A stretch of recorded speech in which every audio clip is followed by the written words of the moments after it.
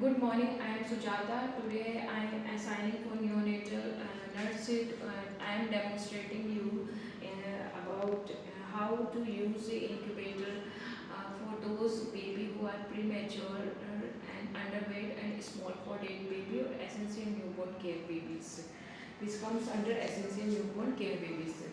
तो हमें हमें हम इंक्यूबेटर ही क्यों यूज़ कर रहे हैं इन बेबीज़ के लिए, क्योंकि ये बेबीज़ हैं उनको ये खुद से अपना टेम्परेचर मेंटेन नहीं कर सकते हैं, क्योंकि इनके जो ऑर्गन्स हैं वो प्री मैच्योरली डेवलप होते हैं।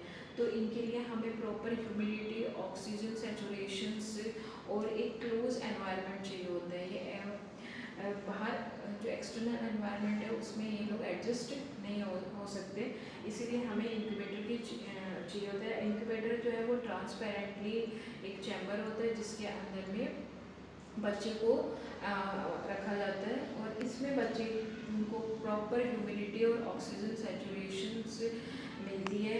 और इसमें हमें बच्चे के एब्डोमेन पे प्रॉप लगाना होता है। वो प्रॉप्स वगैरह, स्विच वगैरह हमें चेक करने होते हैं।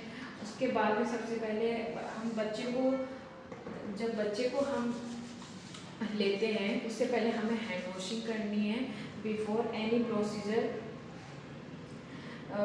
हैंड वॉशिंग के बाद में हमें बच्चे को कैरी करना है। बच्चे को सबसे पहले हमें अनड्रेस करना है और जो इक्विपमेंट है बच्चे को इंक्यूबेटर में लेटाने से पहले हमें 15 से 20 मिनट पहले इंक्यूबेटर को प्री हीट करना है, ताकि जो अंदर का जो टेम्परेचर है इंक्यूबेटर का वो वार्म रहे। बच्चा कहीं अनड्रेस होते बच्चा हाइपोथर्मिया में ना चला जाए। इसीलिए सबसे पहले हमें ये दो तरीके से काम करता है, मैनुअली और सर्वो कंट्रोल से। मैनुअली हमें टेम्परेचर मेंटेन करके रखना होता है। टेम्परेचर बच्चे में इंक्यूबेटर में कितना होना चाहिए, 35.5 टू लेके 37.5 डिग्री सेल्सियस तक का हमें टेम्परेचर मेंटेन करके रखना है। मैनुअली करके रख सकते हैं हम। उसके बाद में बच्चे को हमें लेटाना है और एब्डोमेन पे नॉब लगा के रखना है। और हमें मेक श्योर भी करना है अगर बच्चे को कोई मेडिकल ट्रीटमेंट चल रहा है, जैसे एनजी ट्यूब भी है, बच्चे के आईवी कैनुला भी है, तो वो कहीं पे उलझ नहीं जाए। उसके लिए हमें मेक श्योर करना है कि वो अच्छे से स्टेबल रहे। बच्चे को बहुत ही केयरफुली हमें इंक्यूबेटर में लेटाना है। उसके बाद में हमें बच्चे के वाइटल साइंस वगैरह चेक करने हैं, जैसे कि हमें टेम्परेचर चेक करना है, रेस्पिरेशन, हार्ट रेट, ये सारी। और बच्चे का बच्चा कहीं हाइपोथर्मिया में तो नहीं है। बच्चे की स्किन का कलर चेक करना है। ये सारी चीज़ें चेक करने के बाद में बच्चे को हमें लेटाना है और वो भी हमें हर घंटे हमें चेक करना है। हर एवरी फ्यू आवर्स हमें बच्चे के वाइटल साइंस स्टेटस चेक करने और उन्हें डॉक्यूमेंटेशन करने हैं। उसके बाद में हमें ऑक्सीजन जो है वो बच्चे का लगभग हमें कितनी देनी चाहिए। ऑक्सीजन हमें 21% टू 40% हमें ऑक्सीजन प्रोवाइड करवानी चाहिए। वो डॉक्टर के प्रिस्क्रिप्शन और बच्चे की कंडीशन पे डिपेंड करता है। और बच्चे को ह्यूमिडिटी कितनी देनी चाहिए, 50% टू 70% ह्यूमिडिटी का एनवायरनमेंट रहना चाहिए। और टेम्परेचर मैंने आपको पहले बताया 35.5 टू लेकर 37.5 डिग्री सेल्सियस तक रहना चाहिए।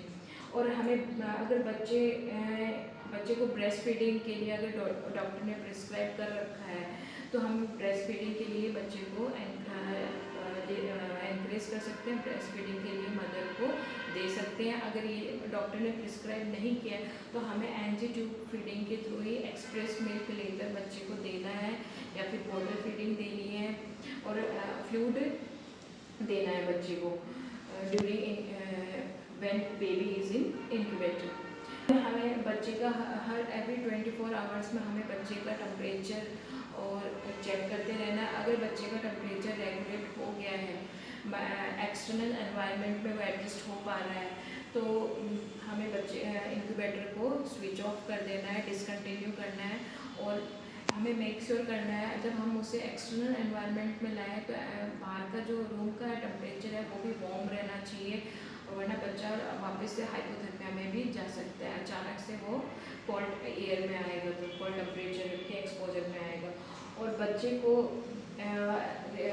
इंक्यूबेटर से रिमूव करने से पहले हमें स्विच ऑफ करना है इंक्यूबेटर को, और बच्चे को निकाल कर रैप करके हैंड ओवर करना है मदर या केयर गिवर को, और डॉक्यूमेंटेशन